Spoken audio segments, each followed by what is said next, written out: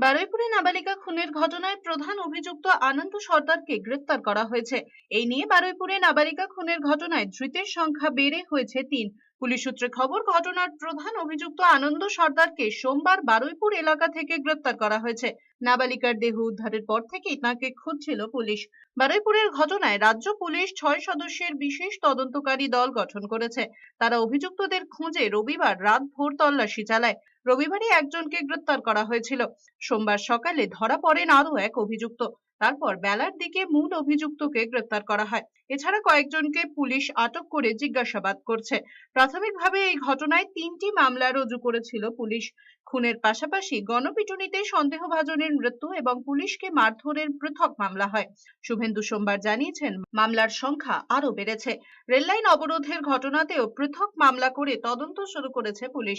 তবে এখনো পর্যন্ত যে ৩ জনকে গ্রেফতার করা হয়েছে তারা নাবালিকা খুনের মামলাতেই অভিযুক্ত। গত শনিবার থেকে নিখোঁজ ছিল বারুইপুরের ১১ বছরের কিশোরী। রবিবার পুকুর থেকে তার দেহ উদ্ধার করা হয়। অভিযোগ, তাকে খুন করা হয়েছে। ঘটনার খবর ছড়িয়ে পড়তেই এলাকা উত্তপ্ত হয়ে ওঠে।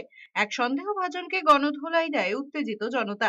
তার মৃত্যু হয়েছে। এরপরও নাবালিকার দেহ ঘিরে রাস্তা আটকে দিনভর বিক্ষোভ চলেছে।